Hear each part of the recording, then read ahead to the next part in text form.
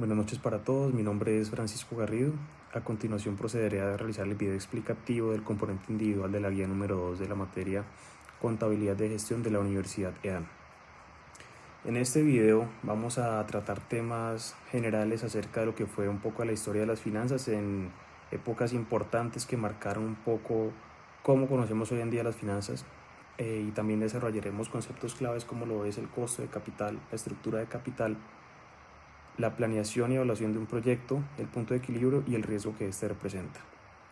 Bueno, entrando en materia un poco ya lo que es la historia de las finanzas, empezamos hacia lo que es el siglo XIX, cuando el concepto de empresa y de finanzas todavía era algo muy prematuro y que no era de conocimiento de todos. Pero se empezó a dar un fenómeno y a detectar lo que es hoy en día los libros de contabilidad, mediante el cual las personas que podían generar un ingreso mediante alguna actividad que seguramente era en el campo, llevaban registro de todos sus movimientos financieros y también cómo esas personas buscaban un financiamiento para poder continuar con dichas operaciones. Cuando ya pasamos a la revolución industrial, se entiende que el concepto de empresa sufre una expansión, ya también creando acciones y obligaciones dentro de las empresas y otorgando también ciertos tipos de funciones a sus empleados, para lo cual ya se da una mayor atención a lo que hoy en día conocemos como el mercado financiero y cómo esas empresas o instituciones esperaban la reacción del mercado y de sus participantes para continuar sus actividades. Hacia 1929, ya el inicio del siglo XX, se da un fenómeno bastante importante y que marcó un rumbo distinto o fijó un precedente para lo que conocemos hoy en día en las finanzas, y fue la Gran Depresión de la Bolsa de Valores de Nueva York en 1929. Debido también al clima político que acompañaba al país en esa época, las tasas de interés de los bancos en Estados Unidos subieron bastante, lo cual provocó problemas de financiamiento y de liquidez dentro de las empresas del país. Asimismo, también como que haya cesado el préstamo o la inversión extranjera en dicho país. Hacia 1950 y hasta 1973, cuando el mundo está en la crisis energética, se empieza a ahondar y se empieza a evidenciar un fenómeno conocido como la especulación financiera o económica. Esto lo que provoca es el temor dentro de los mercados para la inversión, y eso consigo trae la afectación directamente a las empresas. Ya finalizando un poco hacia la historia de las finanzas, tenemos que en el año 1976 se hace la partición del concepto y se crea una nueva perspectiva entre lo que es el dueño de la empresa y los directivos, para lo cual se fijan distintas funciones y también se crean lineamientos y estatutos distintos dentro de las empresas.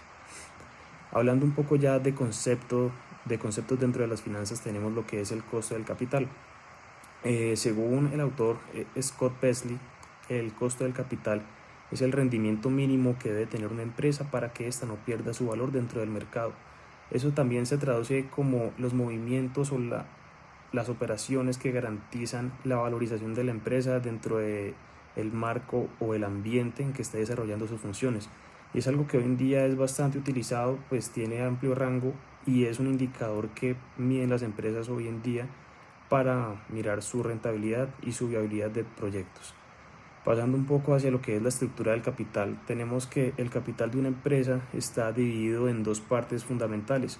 La primera es cómo esta empresa ha adquirido sus recursos y su financiamiento, que usualmente viene de mesas de inversión por parte de empresas o personas naturales que aportan o tienen un interés económico dentro de la empresa. Asimismo, también entendemos que hay una parte que viene a modo de financiación con crédito o endeudamiento que se presta a un largo plazo buscando financiar las actividades de la empresa en un plazo determinado. Tenemos también lo que es el capital de trabajo. El capital de trabajo es básicamente cómo los fondos o los activos de una empresa están siendo administrados y cómo esos están impactando en el cumplimiento de objetivos. También tenemos que están pensados estratégicamente por parte de la gerencia o de los cargos directivos para que tenga un balance positivo entre los activos y los pasivos de una empresa y poder ver su rentabilidad al momento. Pasando ya un poco a lo que es el presupuesto del capital y el análisis del flujo de efectivo, Tenemos que el presupuesto es una visión estratégica que tienen los gerentes o la mesa directiva a la hora de fijar un monto o capital para poder realizar o cumplir sus proyectos a la hora de prestar un servicio o tener una producción de un producto y tener ese dicho producto a la disposición de los clientes. Es entonces cuando se empieza a tener también en cuenta conceptos como lo es el análisis del flujo de efectivo para medir el nivel de liquidez que tiene la empresa en ese momento. Conociendo ya un poco el trasfondo de estos conceptos, tenemos lo que es la evaluación del proyecto.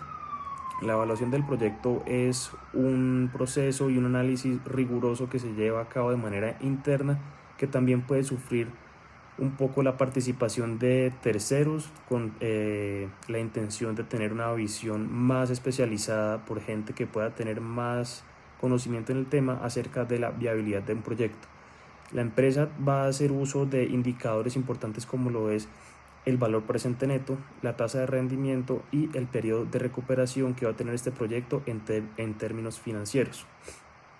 Hablando ya un poco acerca de los proyectos, tenemos dos puntos importantes. El primero es el riesgo de un proyecto.